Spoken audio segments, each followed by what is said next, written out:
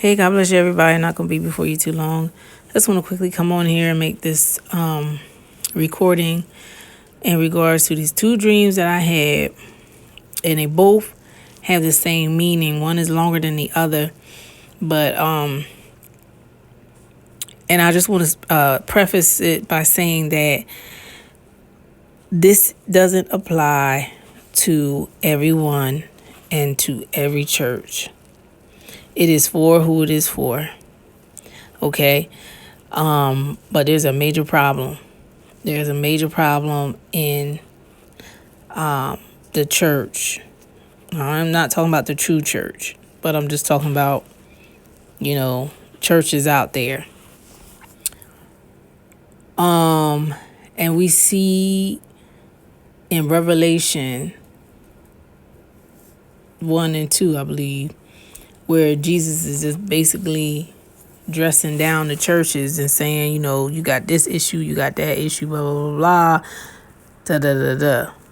So I don't think we need to think it's strange that, sometimes there might be an open rebuke, for different churches or whatever. So anyway, so this is the dream. So I'm walking along and I see this woman. She looks very athletic, and I know her in real life. She looks very athletic. She had cancer. She beat it, and she's healthy and everything. But in the dream, she was healthy and everything, but her hair was short. And I'm like, well, wait, why don't she just grow her hair back? I'm walking along and I see her and I'm like, why doesn't she just grow her hair back? So I ponder that, and then I just walk on, because in a dream I'm headed to a church function. And so I'm going to this church and I'm like, okay, let me find out exactly where it's at. And lo and behold, it's inside of a furniture store. So I get inside the furniture store and I see all these couches and all these chairs, these living room chairs. And so I go in and I'm like, all right, this is weird, but let me find a seat. So I sit on the couch, on one of the many couches. And then I said, you know what? It's going to be stuffy in here. When all these people come, it's going to be stuffy. Let me move my seat. I want to sit under a vent. So I moved my seat, which was another couch. And not before long, they're like making an announcement that somebody's coming out that's going to sing and stuff. So the person comes out, or the band or whatever, they come out, and they, by the way that they were singing and dancing and stuff, I said to myself, well, they might as well have brought out R. Kelly. And that was the end of that dream. Then the second dream came a couple of days later. I'm in a church. This is a regular looking church. And I'm seeing a woman who looks to me in the dream, look like she's dressed up like some type of demonic winged creature. And she would go up to the people in the band or the worship team. She would go up to each one individually, go behind them, do something, and then the people would collapse their face into their hands and kind of just go down in a ball. And they almost like they were ashamed or something.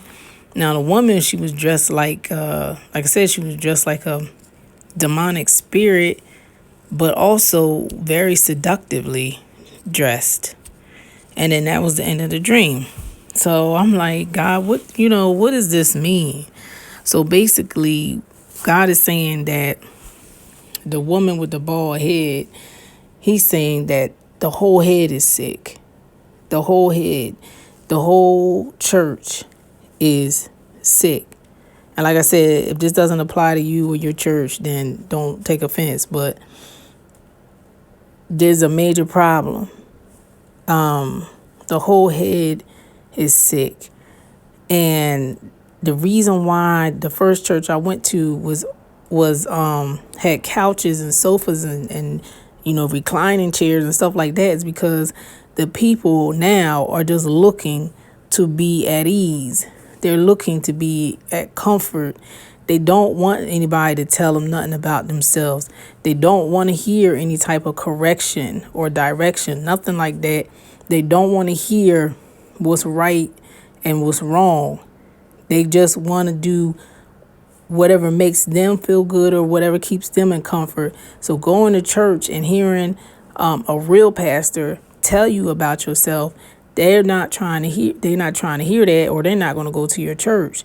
And so now what the churches have done, they have made it comfortable for you so that you can sit somewhere, be happy, enjoy yourself, get an inspirational sermon or something like that. But people don't have ears that they want to hear. They don't want to hear the truth. They just want to be titillated, So, and then the guy with the people that got up to sing and stuff. And I said, well, they might as well have brought out R. Kelly. A lot of the music that is supposed to be quote unquote worship music is not even glorifying God. And it's just blatantly, even the sounds of music take you to a place where it's like, well, this sounds like when I was in the world. This sounds like it sounds like when I when I was up with my boo thing, like you start thinking about things that don't even have nothing to do with God, even though it might be talking or the words might be saying God. But at the same time, it doesn't even have the way it sounds. It's like when you was up in the bed with somebody. So it's very sexual and perverse. And that's why I had the second dream, was that these worship people, team leaders or whatever you want to call it, they may have started out right, but then they let that perverse spirit infiltrate and get into the worship music. They let that spirit infiltrate and get in and shame them. So to the point where they don't even feel like they can lift up holy hands. So there is just, it is just, the whole head is sick. That's all I can say. The whole head has become just sick. And now it's like, you get on these different, you try to listen to worship music that's out there, like say on the radio or say like on your different apps and things. You try to listen to worship music. Now I'm looking at it with a fine-tooth comb, like I always did, but it's like you gotta look at these things with a fine-tooth comb, because it's like some of the more famous people that are out there, I'm not calling no names, but some of the more famous people out there, it's like, even if I like the worship music that they produce, but their life is not even matching up with being a godly person. And I ain't saying people are perfect, but it's just some things like, that is so far off the mark. Why would I bump your worship music into my house and it's just mingled with perversion? And then the next thing you know, I'm being attacked because I done put something in my house or listening to something in my car that now has got me off the track.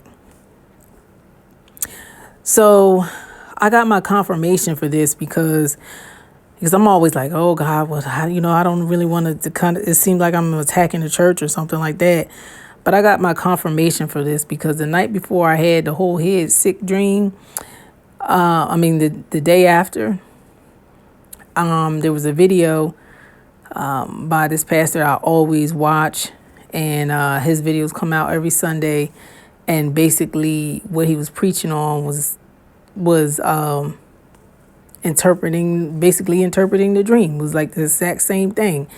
So I know God is speaking, and he's saying something to those that are listening right now who are in a situation where you are going to a church where in your spirit, and the Holy Spirit has been telling you that it's time to go, because the whole head is sick up in that church that you're going to, and that it's nothing but just making sure that the people are comfortable so that they can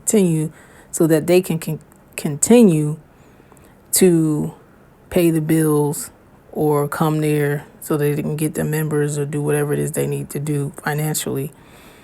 And God has something else for you. Maybe it's a different church, or, whatever God has for you to do. It's just where you're at is not it. And so, like I said, it's not for everybody, but whoever it is for, and you've been feeling that nudge that God has been telling you it's time to go, that you need to be obedient, and you need to do it in a respectful, orderly way. But it may be that God is saying that it's time to go, because you're going to know them by their fruit. You're going to know them by their fruit. All right, well, guys, that's it. God bless you. I love you. Like, share, subscribe until we meet again.